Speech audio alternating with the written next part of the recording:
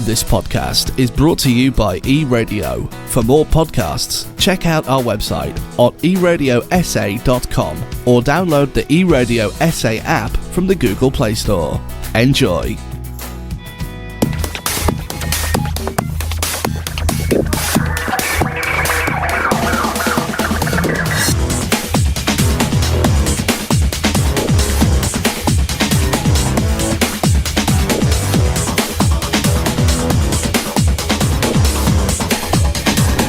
And it is time for techPLUS again, and as always, great to have. Almost forgot his name. It's been a while, because obviously last week you weren't here, so I forgot your name. Sorry. Would you mind reintroducing yourself? Oh, what's up, man? Good to be back. Yes, Kaine. I always called you Keenan. That's our newsreader, sorry. Imagine I was Keenan. I always thought in the beginning of time, I was like, Kaine, what a name, man. I'm either an alcoholic or like a strong Bible person. And even if you compare to the Bible, I'm the bad guy in the Bible. Yeah. Alcoholic, Undertaker's brother in WWE is not good. It's not good. Oh, yes, references. I remember that WWE character. Yes, yeah, how's your week been, man? Good. It's been actually a very busy week. I was surprised by those floods. Usually we flood this time, but this was Did you see some of those floods in George? I mean, that was. Yeah, it was just water gushing all over, and I mean, okay, bad drainage. Let's be honest, but otherwise it was quite hectic. Lots of water falling in a very short time. Yeah, I saw a video on TikTok of someone's house. Yeah. It was like a gated house. One of those houses that have a garage and a chalet in there, and a big house, and right through the middle of the house, out the gate, was basically a river of water just crashing through, and I was like, wow. I saw those. I mean, that's just hectic, and I feel so sorry for those people. But you know what? There's something different in the air this time of year. It's almost December. December is next week, Wednesday, and there's still that chill in the air at night. And last year, this time around, I was sleeping in shorts and battling with mosquitoes. Oh, yeah. So is it a late summer, or is everything changing? What's happening? That's a very good question. I think we definitely had a very cold winter. Yeah. Without a doubt. It was an exceptionally Especially when you live winter. So close to the water. Oh. It was my first winter so close to the water. I was like, damn. But I think hectic. That might be the reason you feel more cold at the moment, because you're right on the water. The water hasn't properly warmed up yet. So when the wind blows off the water... That makes sense. I was supposed to know that. Yeah, I was supposed to know that. I didn't.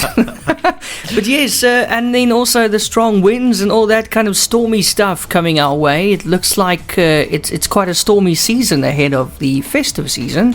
And now we're dealing with a new COVID wave as well, and a new variant that's been discovered in our country. Good news that the sun is coming out, because viruses don't do well and exposed to extreme sunlight. Let it burn, son. Let it burn. I was even thinking about it the other day. It's kind of getting dark close to 8, 7:30, 8. It's kind of getting dark, and it's getting light about 5. Yeah. So there's sometimes a lot of daylight 5. hours in the. It's a long day. Yeah. We're approaching summer solstice. I think. When is the day to that? I think it's something of December, maybe. Yeah, isn't it around the 21st or something? I think it's the 21st or the 19th or something like that. But that's always one of my favorite, because then you have such a long day. I really enjoy when it's getting dark around 8:30, because you have a whole different perception of the day. When winter comes and it starts getting dark at 6, you feel defeated at night time. You feel like you've been robbed of sunlight. It is, and it can get really depressing. I know exactly what you mean. What's it like? How was the week tech-wise? How would you say? Would you say it was quite eventful? It has definitely been a very eventful week in tech. We have obviously it gets to the December time, and December's a great launch date for new updates and big changes in tech, and also to announce new venture capital. What is the word I'm looking for? Like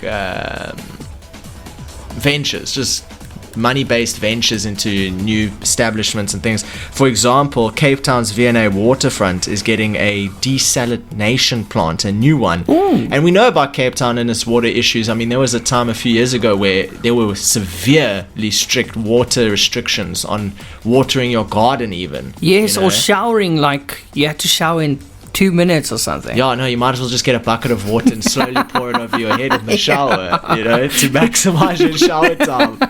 Or you have a dry shower. Some artists actually wrote songs that Or they took their existing songs and made shorter versions of it and said, when you get in the shower, click play, and when the song stops, you know you need to get out.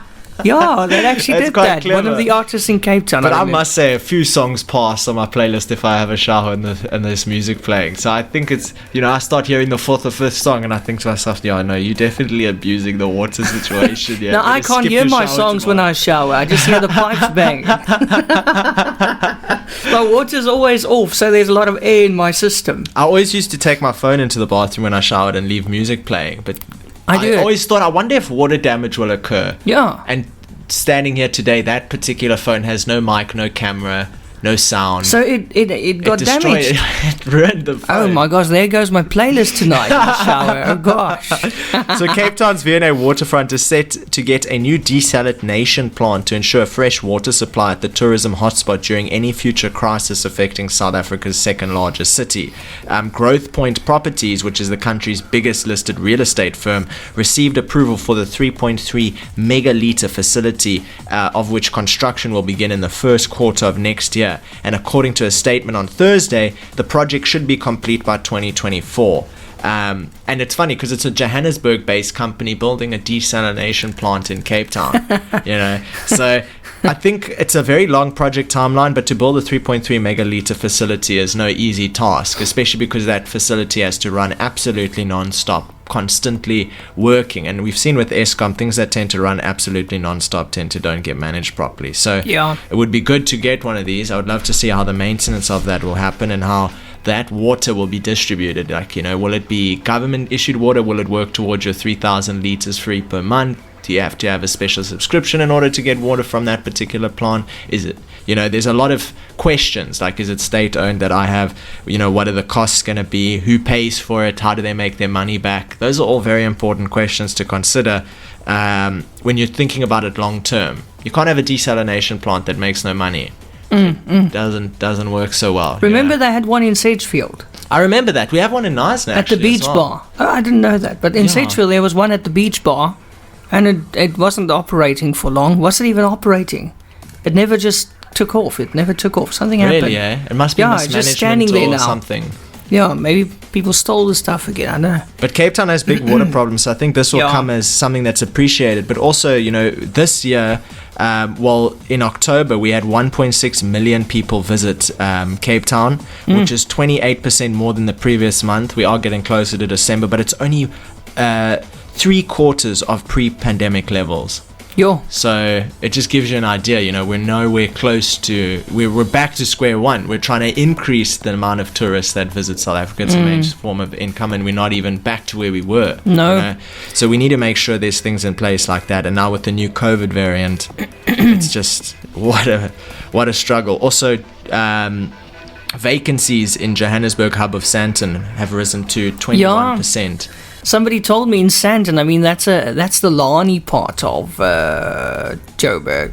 Yeah. The fancy part. You don't want high unemployment rates in it's a very main empty hub. there. If you've been to PE and you go into the main city region of PE, you get disappointed very quickly because it's there's massive buildings that are absolutely... It's deteriorating. How sad. Yeah. And also I know, PE is really battling, or Kleberga is battling with their water terribly. So much emphasis on the 12. Yeah, I love the clicks.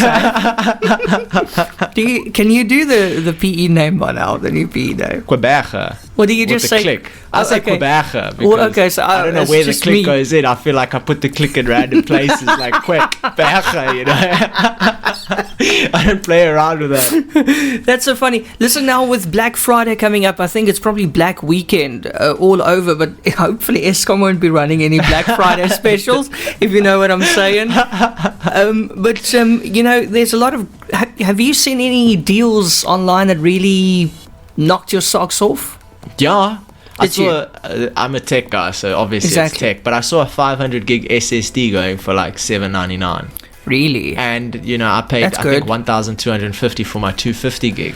So that's a really good deal. If you need it's present time. You prepare for Christmas now. You save money, and it's also a way for businesses to reduce overstock surplus. It's a good way for them to still be able to buy newer stock that is gonna go off the shelf faster without having to hold old stock, so if they can get back at cost or cost plus slight profit, it's a good business strategy to freshen up your stock for the next year. And I'm happy to take it. Give me the PS5. Absolutely. I'll take it. And do you think these are actually specials, or do you think it's just a psychological game where they say it's cheaper but it's not really? I would hope that it's real, but realistically, I think if I was in that position, I'd be tempted to inflate my prices 2 to 3 and now it's a special, weeks before, or a month or two before. Oh, and then it makes it look like it's a special. You're right. Definitely something to look out for. But there's actually a tool to help you with that. There's a new website which makes it easy for TakeALot shoppers to see whether they're scoring a good deal on a discounted product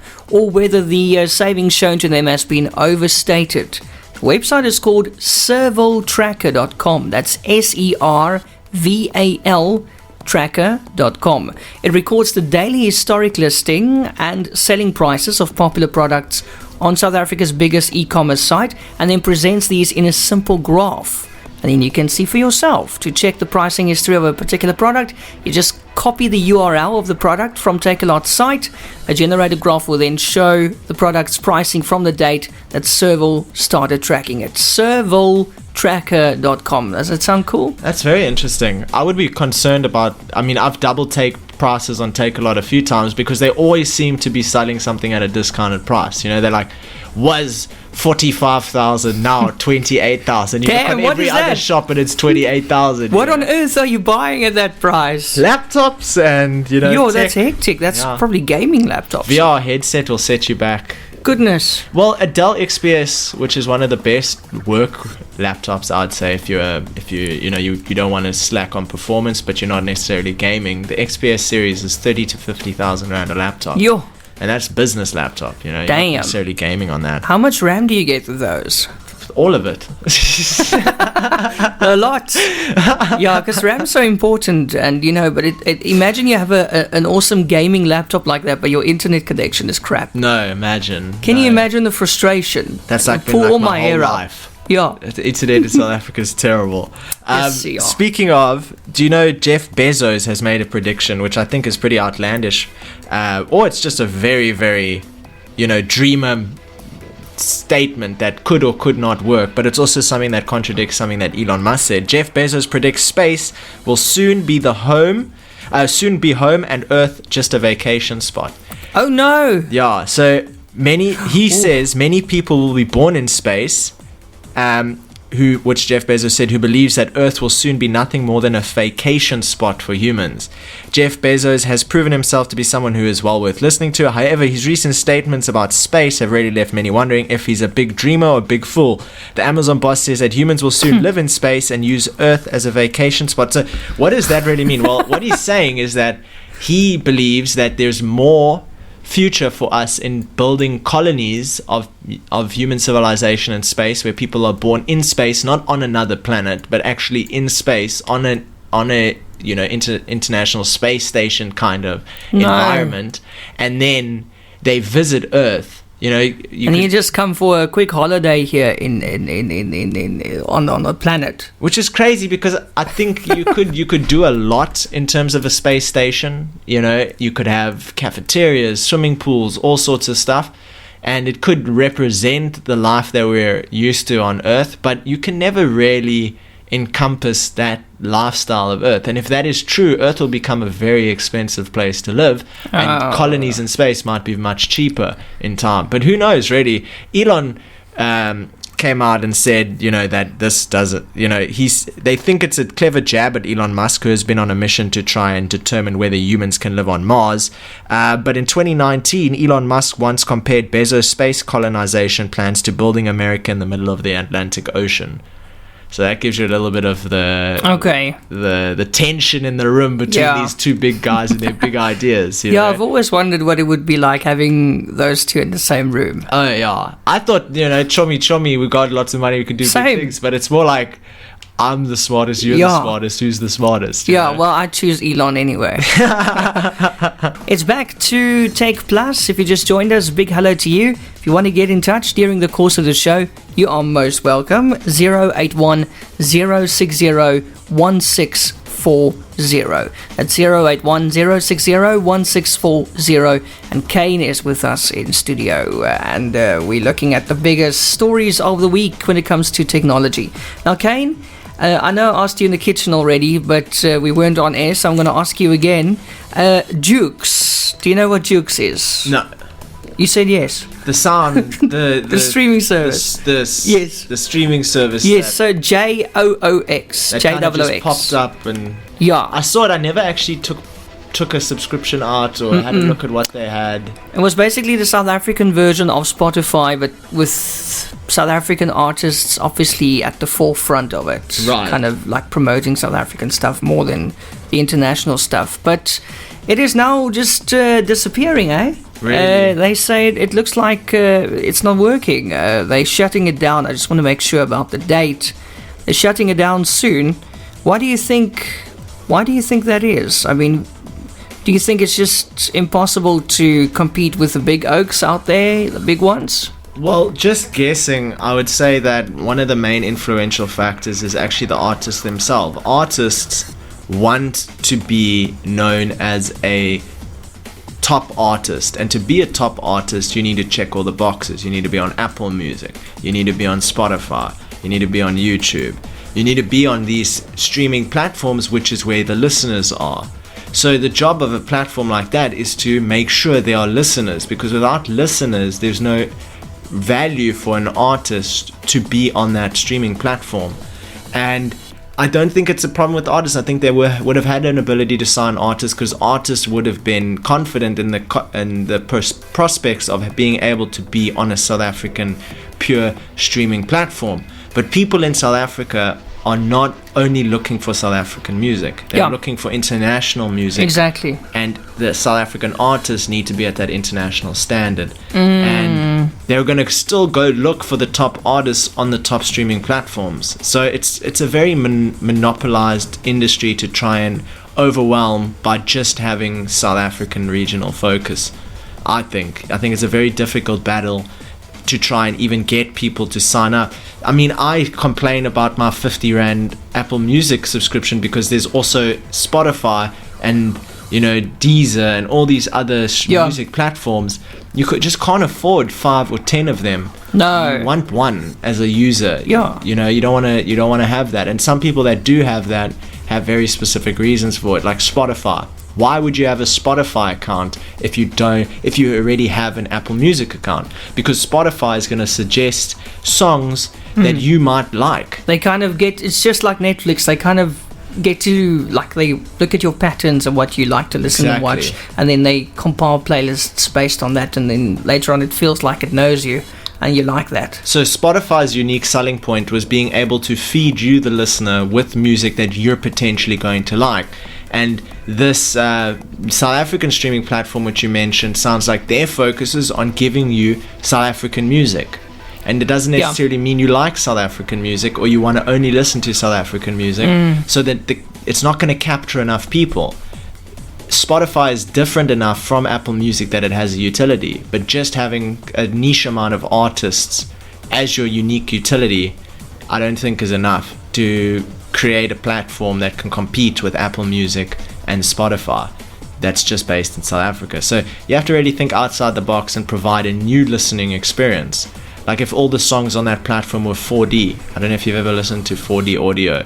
Yes, on YouTube. It's a very nice experience. It's crazy, yeah. That would have sold more in an international scope than just music on a South African platform, in my opinion. But I mean, Kaine, they really tried, because I see MultiChoice actually added Jukes VIP in October 2018 as a free value-added service for certain DSTV subscribers. And that didn't even work. I mean, if you've got... at that stage, I would say in 2018, DSTV was still kind of hot. Yeah. Not now. Not anymore. 3 years later, things have changed so much. But, now those people will be losing that. The few people who had it. It looks like it costs 60 Rand per month for the basic package. It's owned by Tencent. And it made its debut in South Africa in 2017. It's It was also in collaboration with telecoms. A lot of telecom people, once again, getting something on their deals. So it was created by Tencent. Yeah, what is Naspers Tencent? has a 60% share in Tencent. Naspers is a South African tech investment company. And Tencent created Epic Games, which is the game platform which created Fortnite. Okay. So that gives you a little bit of background. But I don't think this is a case necessarily that because it's South African artists it's failed. I think this is more of a case, the same reason that the Twitch streaming competitors failed. And I think they got some streamers to move over from the Twitch platform onto this competitor platform, and it just didn't take off because the market share is owned. It is not up for grabs. There is not a lack of the ability to stream music. Exactly. So there won't be a high demand for a new music streaming platform. It's all about timing. Something's got to happen. You got to pay artists better. You got to pay listeners for listening, or you got to do something way outside of the box than selling a service that already exists. Because even you're so right. The Twitch competitors who paid like Ninja to move over to the competitor platform, they didn't take off either. They had top game streamers, and Twitch still did better because people know Twitch to be where you find game stream content. So what happened to the other one? It crashed and burned. They shut the doors. Did it just like fade into darkness in the background? Doesn't have enough viewers, you know. Shame, man. Yeah, that's not cool. Anyway, Duke said in a statement that the service will officially be ended. I suppose that's when they switch off the servers on the 31st of March 2022. So if you do happen to have a Duke's subscription, you might want to stream the hell out of it before the end of March next year. Yeah, Costa Stitch's last few songs and then sign off. Oh, that's so funny. But listen, you know what's so awesome? When you're Adele, obviously Adele made a massive comeback now. Yeah. Okay. With a new album called 30. It's so nice to be Adele because you know what she did? She actually, the story was in the news this week or last week. She actually sent a message to the Spotify people, the creators, the bosses, and said, hello, listen, hello, get it? Hello, can you please remove the shuffle button on my album, my new album, because I don't want people to listen to the songs audio card. I want them to listen to it in the specific order that I put it on the album, because they all tell a story, and when you jumble them up, then the story is all screwed. Yeah. And they listened to it, and they took away the shuffle button on the album. Wow. That's cool. Can you imagine the news article though if Adele asked and they said no? Like that would have hurt. That one would have burned. Imagine if they said no. Wouldn't be alone. It would be goodbye. But they listened, and that's so cool. It's nice. But I never knew that an artist actually they want the songs to be in a specific order because it's a story. I never thought of it that way. No, I mean, like imagine if you make a story out of it, and there's 14 songs in an album, and you're supposed to listen to the story. It's like going to the new season of Stranger Things and just shuffling it. Can you imagine trying to watch it? You're gonna get lost. Exactly. But anyway, well done, Spotify. It's a nice move. Yeah, no, at least they listen to her. Yeah. More than you can say about some places like Facebook. Try reach out to Facebook support and see how quickly it's impossible. They help you. No, it will never work. It's robotic. So we all know what happened to the dinosaurs, right? An asteroid landed, and that was the end of them. Is there another one coming now? Well, NASA has just launched a test mission of asteroid deflecting spacecraft. So this is a bid to have some security if an asteroid is tumbling towards Earth that poses a threat to life on Earth. But we can't go and push an asteroid to Earth and test it, so we're testing it on a asteroid that is far away.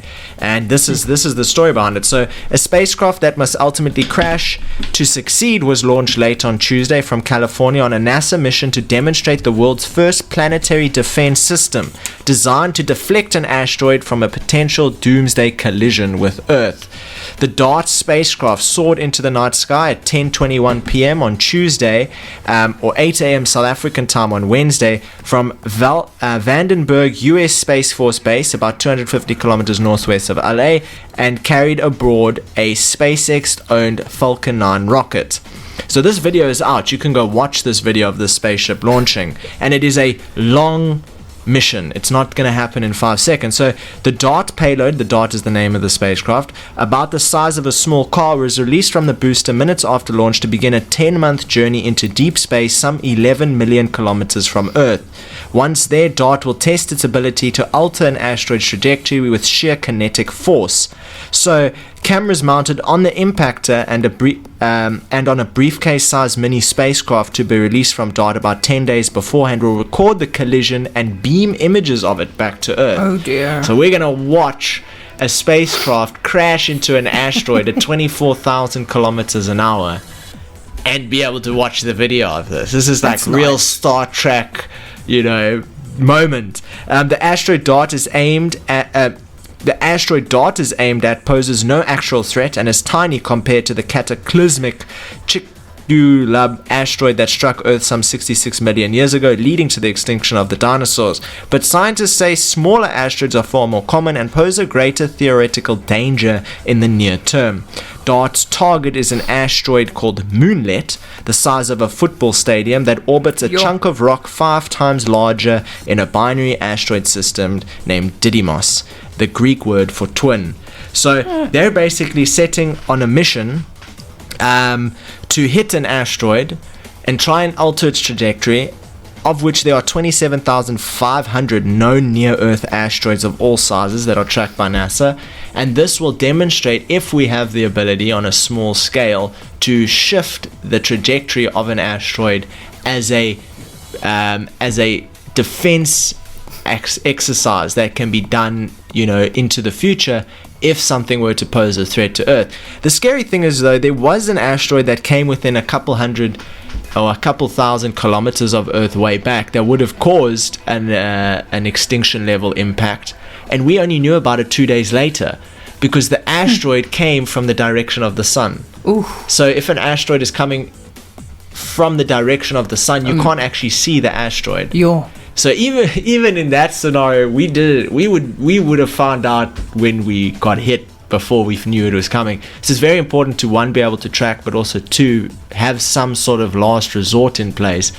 And I think it's a step in human evolution, being able to build this technology. But that being said, hitting an asteroid at 24,000 kilometers an hour is nothing in comparison to the total speed an asteroid can be traveling, considering that an asteroid some way, somehow, kind of slingshotting off of a black hole or being near a star burning out or something like that could project that asteroid towards Earth at the speed of light as the maximum terminal velocity. So now you're hitting something that is going 1,000,000 kilometers an hour at 24,000 kilometers an hour. It's not gonna be a very big dent. So there's a lot of things to consider and to plan for in the event that there is an asteroid coming and it is going at a fast pace. We need to figure out how to get something to hit that asteroid, if we're working from a kinetic point of view, to hit that asteroid at greater than 24,000 kilometers an hour. And how do we do that? That's a very good question that we have to figure out. But first we have to figure out if an asteroid will even move.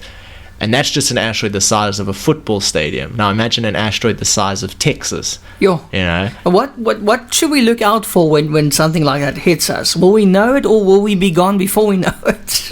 I think it depends where on the Earth you are in relation to where the asteroid hits. I think there would definitely be an earthquake size event. There was a small asteroid that it's a meteor, because it hit the Earth, the name changes. There was a small meteor that traveled above Russia. And it broke a couple sound barriers coming in, and upon its collision, shattered glass for kilometers. Just the sheer sound, and that created a large amount of injuries. I think it was in 2016 or something like that. Oh my word! Just the sound shattering. So just the sound. Remember that glass. Woman who woke up with one piece of rock on her pillow? It came through her roof. So oh my word! Okay. If it's a big asteroid and it hits somewhere on the Earth, there will definitely be earthquakes. There'll definitely be broken glass. If you're on the other side of the Earth, probably what you would experience is the lack of sunlight because of dust and stuff being cast into the atmosphere. Well, let's hope that doesn't happen. We have enough to deal with at the moment. Now let's get to Mars first. Then asteroids could queue up for a strike. Yes. Now we've got quite a few weird people out there, as we know by now, and all of these people happen to be on social media as well, unfortunately, and they also on WhatsApp, and then sometimes they do some terrible things. And today, well, not yesterday actually, a WhatsApp predator who exposed himself to estate agents was sentenced to 6 years in prison. Sheesh! The man is from, making an example of him. The man is from, wait for it, Double click, twice the power. Yes, who sexually harassed female estate agents from across the country via WhatsApp. He's now gone to jail for 6 years. He was sentenced on Wednesday afternoon, 36 years old, and sentenced in the magistrate's court. He pleaded guilty to all 13 charges against him. Now listen to his modus operandi. This man would randomly Google the names of estate agents who worked for Property 24, and as soon as he had their numbers, that's on the site, then he would call them via WhatsApp and then perform some sexual acts while still on the video call. And his victims ranged in age from 20 to 63. When he was sentenced to 6 years imprisonment, he was crying softly in court. Sheesh, chuck him out. Who is this guy? Why did he target estate agents? He's got a thing, maybe it's his thing for estate agents. He likes estate agents. Oh my word. Yeah, hectic, eh? But you see, that's also when you're an estate agent, your number and everything's out there. It's all public, and you will get these weird people Note to contacting self, have you. a separate number that you put in. You should have a separate phone, not your personal direct number. But police took on the case after the Gauteng Provincial Serial and Electronic Crime Investigation Unit was approached by a private investigator and a reporter from a mainstream media house asking for help in tracking him down on behalf of his victims. Looks like he started as far back as 2016 already. So he's been doing it for like 6 years. Yes. But it's not cool because there's a woman, she suffered tremendous stress as a result of this man. Now he's going to jail for 6 years. Well, he's out of the picture. He'll probably get out sooner. But that's incredible. You should be sentenced to more than that. Yeah. You know what I mean? Yeah, but the estate agents can chill now. He's gone. Hopefully no phones in jail for him. So there were 13 incidents in total, or 13 victims? Yes. That we know of, but not all of them came forward, you see. Yeah. Well, so who knows what he did? Madman. How many? He's gone. That's what happens when you drink coffee instead of water at least once a day. Just never drink enough, never hydrate your body. Your brain is short-circuited. Exactly. My word. Well, good on them for at least getting some justice. Yes. Because that's never nice. You're trying to work, you're trying to hustle, you're trying to grind, you're trying to make money, you're trying to sell houses, and then you have this helicopter guy come in and start WhatsApp video calling you. I would block his number immediately. No, I'd make his own estate profile and see if another guy finds him. Oh my word. Hectic. On a lighter note, Audi readies SA for launch of their e-tron electric vehicles. Now, Audi will be one of the first in South Africa to release electronic vehicles that can be purchased. So Audi's latest electric vehicle EV range, the e-tron, will be made available in South Africa during the first quarter of 2022. This will be the German multinational vehicle manufacturer's foray into the local EV space after the range was introduced in other parts of the globe over the last few months. As part of the pre-launch phase, South African customers are now able to reserve the e-tron model of choice at any of Audi's 10 e-tron dealerships nationwide. According to Audi, the official retail introduction of Audi's fully fledged EV consists of 6 new e-tron models across the model ranges. This includes the Audi e-tron SUV, the Sportsback, the S Sportsback, and the e-tron GT. Prices range from 1.9 million for the e-tron 55 Advanced to around 3.3 million rand for the RS e-tron GT. But this is where I started thinking about it, because the Audi e-tron SUV offers up to 300 kilowatts of power, which most of us probably won't really understand because it's electric power, and a range of up to 441 kilometers. Now, I'm relatively certain that on a combustion engine you can achieve a distance of 500 kilometers on one very full tank of fuel. But if you're driving, let's say, from the Garden Route to Cape Town, which is about 550 kilometers, I believe, you will not have enough power to take enough charge to take you the full 500 kilometers. Yeah. And the question really is, well, if I do have an e-tron vehicle and I am driving from the Garden Route to Cape Town, will there be somewhere that I can power my car? And will that place be soon enough on the journey before I run out of it? It doesn't help if the place is close to Cape Town and you've already run out at Swellendam. Exactly. So the support for charging your car has to be prior to that, because in a small city it makes sense, door to door, shop to shop, you can make it work. But on a long distance travel, if you don't have, like, imagine driving to the Eastern Cape with an electronic vehicle and there might not be any charging stations. What happens when you do when it does end? And I have to know, and I will find out for next week, will there be a combustion engine included, so that if for any reason backup, you run out of power, you can still run at half power on a combustion engine. Can't I just bring my power bank and plug it in? I feel like it's going to be something where the whole of Johannesburg is covered, and then the whole of Cape Town is covered, and then outlying areas are covered. We'll be last. Knysna will be 2029. You have your first electric vehicle power. Did you see that stunning new E-Merc? Woo! Yo, it's a stunning car. It's a good looking car, eh? God, it's beautiful. Very futuristic-y looking. But still stylish. Very. You know, you can look futuristic but still be stylish. A lot of these things are they just look too futuristic. They're all squared. Still have your curves, you know? Keep it classy. I mean, that's what we expect from Mercs anyway.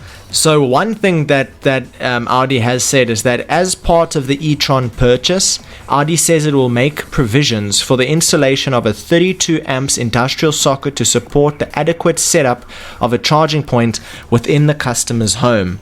So your home will be able to charge a car. So no more going to a petrol station. That's great. The setup will allow for the Audi e-tron charger to deliver around 7.2 kilowatts of power towards 100% charge in an estimated 13-hour charging time. To give you an idea, you know, on your switchboard in DB your house, board, your DB board, you have those individual, like you'll have your mains, then you'll have geyser, the earth stove, leakage, geyser, stove, and then you have plugs. Each of those plugs are usually between 16 and 32 amperes. So they're basically giving you one more of those switches to add in that you can then draw power from, 7.2 kilowatts, I assume maybe an hour, I'm not sure. But I think it will deliver 7.2 kilowatts of power towards a 100% charge in an estimated 13 hours, which means it will cost you 7.2 kilowatts to charge your car full within 13 hours, which is, I don't see that, to be honest. I think there's a lot more charging going on. I mean, look at it. If you put your geyser on, you'll burn through 10 units quick. Yeah. Quick. You can actually watch it happen. Yeah. It's just so bad. Oh, there goes my bloody money.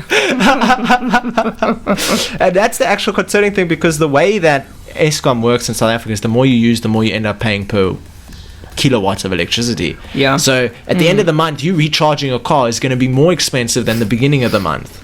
Yeah. Which is the problem. Right. You're right. It's a problem. Petrol doesn't get more expensive at the end of the month. In the beginning of the month, it's cheaper. Sorry, boss. I can't come to work today. It's too expensive to charge my car. I burned through my last 50 units, you know. Yeah, that's going to be a problem. But then again, I suppose if you can afford an electric vehicle, you wouldn't have any problems with money. Shame for the people that rent their houses out with electricity included, because if I had that, best believe I'm plugging in my car every day. It's going to change. And you know what, you're going to collapse our grid, Kaine.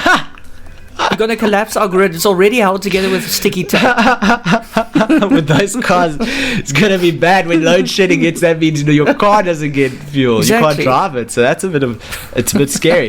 In other news, the Instagram head Adam Missouri will face US Congress regarding the app's impact on teens. This is something that has been discussed.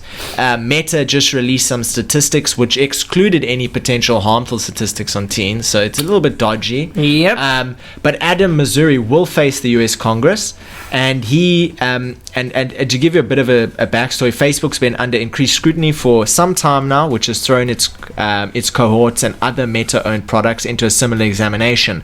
Instagram has been specifically panned recently for its potential harmful effects on its teenage user base, which Meta was reportedly aware of. In light of this, Instagram CEO Adam Mosseri will soon appear before Congress to discuss his app's effect on teenagers on the 6th of December. This isn't the first time a Meta, formerly Facebook Inc. big shot has faced US Congress. We've all seen the memes from Zuckerberg's several visits. The reason for Congress's sudden interest in Missouri links back to the whistleblower Francis Hugin's leaking of internal Facebook Meta documents. Amongst these were several internal studies concerning Instagram's effect on teenagers' mental health, with the major conclusion being it could be pretty bad. Meta critics have since latched onto this as a bolstering point for their arguments against the company and its products. The immediate effect was that the lawmakers demanded that the company halt and cancel its rollout of Instagram for Kids. Meta naturally disputes any evidence that says Instagram could be harmful and even dangerous for young users, pointing out flaws within its own research. Missouri's goal is effectively to set the record straight. That's going to be a very interesting conversation, because it's not just based on speculation, it's based on internal leaked documentation that they have to defend. It's the actual thing. So it's going to be he's stressing right now. He's not chilling on no beach with a pina colada, I'll tell you that much. He's cramming knowledge in and running through. Zuckerberg? No. Oh, Adam, okay, I was going to say, because Zuckerberg's always chilled. No, Zuckerberg's a robot. I mean, he's basically he doesn't stress. Embodiment of a human person. And then, get this. So I don't know if you've ever had an Apple phone that got damaged or needed a repair, and you weren't near an Apple iStore to get that device repaired. Now, Apple will soon sell you parts to do your own repairs. Okay. How much is that going to cost? Jesus, that's the question. It could be high. Apple has historically been pretty obtuse when it comes to letting customers open up and repair their devices, in the sense that they haven't. Traditionally, wannabe iPhone and Mac DIYers have had to source tools and parts from third parties, and fiddling around with your iPhone's guts is generally a quick way to void the warranty. Exactly. Let's be honest. That's what I was going to say now. You get to unscrew the back plate, there goes your warranty. Yep. But apparently that's all about to change. Apple has announced that from next year onwards, customers will be able to make use of self-service repair, which will provide them with Apple Genuine, i.e. the ones they use in-house, tools and spare parts so they can fix their devices at home.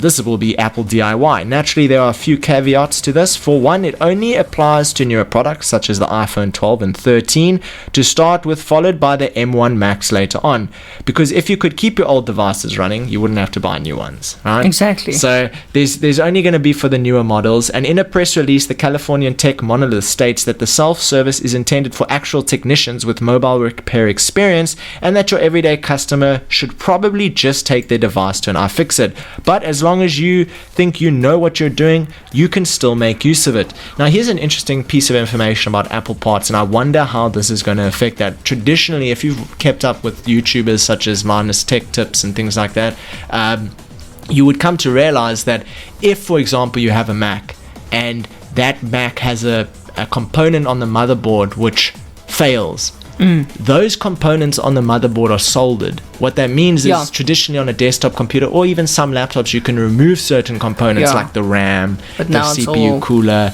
the graphics card. You can remove all of these components and they're slightly interchangeable. But on a Mac, if your RAM fails and it's soldered to the board, or your CPU fails and it's soldered to the board, you don't just buy a new CPU. You need a new CPU, RAM, motherboard, cooler. That clever? It's so expensive. It's ridiculously expensive. It's done on purpose, man. Oh, definitely. Because they want you to buy the newer model. If it works cost effectively to just buy a new phone, I would just buy a new one. Why repair it? Same with my Samsung phone. If my screen breaks, it's like $550 or like 8,000 Rand to replace the screen. Please tell me it's not broken. No, it's not. And if it was, it would just become a frisbee. Like, honestly, I would turn it into a boomerang and just hit myself in the head with it every day. But anyway, in closing, Kaine, where is the fastest internet speeds in South Africa? Where will you find it? Where do you think you will find it? Probably coastal, close to the intercontinental cables, probably like Cape Town or even Upper Africa, if the cables are coming mainland. probably the closer you are to those main intercontinental cables, the faster your internet connection is going to be. Am I wrong? Well, according to My Broadband's latest analysis, reviewing the insights, the fastest internet you will find in South Africa is a neighborhood called Doringkloof in Gauteng. Oh, really? Yes. What is this internet speed that's so... Download 89.57. Why am I not impressed? 89 megs a second download. Right? And then upload 58.47. I feel like that statistic... Shouldn't it be more? I feel like that statistic is just based on the consumer's ability to afford more fast internet versus the internet in that area, the infrastructure allowing for a faster connection. Because here in Nas now I've had 100 megabyte download Yeah, speed. Exactly. I've had it. How does this work now? I think most people in that region is that the average? Have a higher speed internet connection than people in South Africa, especially if you consider ADSL. Let's not even talk about it. It is the slowest thing. You have better chance of riding a piece of bread to the server and back than using an ADSL piece cable. Of bread. Listen, I actually left it out. You're right. It was the average performance calculated for each neighborhood, and then applied a threshold to ensure a large enough sample size. Secondly on the list is Bromhof. Where the hell is Bromhof? Why these small towns have such good internet? Am I living in the wrong small town? Yo, listen, we didn't even make top 10. It's Doringkloof, Bromhof, Linden, Linden's in Joburg, I know that, Meyersdal, Rantendal, Bonaire Park, Bryanston, Cluttersville, Zwartkop, and Green Hills. I know 2 or 3 of these names. I had none. None of them. Whoa. Even if I wanted to live there, I don't know which direction I set my travels on. Same here. It looks like it's all in Gauteng, most of it. It must be wealthy neighborhoods. It surely is. That's what's determining that. Because I think it's like 1,200 rand for 100 meg a second internet. But what's it called? Let me just see here. Bromhof doesn't sound very posh. No, it sounds like Bloemfontein's ugly cousin or something. Yeah, exactly. So whatever. Well, I'll stick with my 3 megs a second download on a good day, and we'll see where it goes from there. Are you serious? No, I have decent internet, but I tried the ADSL thing. Long story short, the router no longer is breathing. That's how bad you smashed it. I wanted to smash it, but I just opted for placing it in the cupboard to die. Oh, okay. Because it's not good. ADSL, especially in Eisner, is just terrible. But listen, the lines are just deteriorating. They're just, decomposing underground. There's nothing left. There will be nothing left. No remains even. They just, what's the word? Corroding. Is it? It's just corroding? Dust in the pipes now. Yeah. Yeah, listen, and I also just want to say, I know that a lot of the fiber people, I mean, they work so hard every day digging holes all over to put in those fiber lines, and people are so rude to them. I see this week another group of fiber guys were assaulted by people. Really? Yeah, it's like, listen, we're bringing you nice, decent internet and you're assaulting us. I feel for them. Who's assaulting who? Another fiber company? No, it looks like people. It was the residents, The residents. I can understand it's inconvenient, but I mean, look at the bigger picture. You're getting amazing internet. Inconvenience. Inconvenience is just the subtle breaking of the ground near your house so that a cable can be run there. Consider the difference between a cable nicely underground, out of sight, out of mind, or sprawled along the ground. Yes, or like a telephone line running all over your house. Coming in through your top bedroom window, that you can't close properly because there's a flipping cable in the way. Yes, and I mean, look, if they trample my petunias, I'll moor them as well. But please be kind to the fiber guys. They're doing their best, even though they're digging the trenches in the wrong side of the road sometimes. But also, we're talking about people that somehow put manholes in the wrong place. Like, that happened to me the other day. I was getting fiber installed when I lived in my other house, and they came to me, like, look, there's a problem. And I'm like, what's the problem? They're like, no, the manhole was put into the wrong place. It's like how do you misplace a manhole? No. It's not like you just accidentally drop a manhole in place. No. Going to work drunk, I suppose. Anyway, I can't believe it. That's it for another edition of the show, and we've got like 2 more left 2 or 3 more left before the end of the year, before we wrap it up for 2021. We're going to do a special edition final episode of 2021. We could. For 2 hours. 3 hours. It's not less. Okay. Jack. No, Jack, 2 hours. I'm keen. You just say when. We're going to have 80% of our listeners asleep on the couch after all that tech news. And my tummy will be sore again after all the laughter.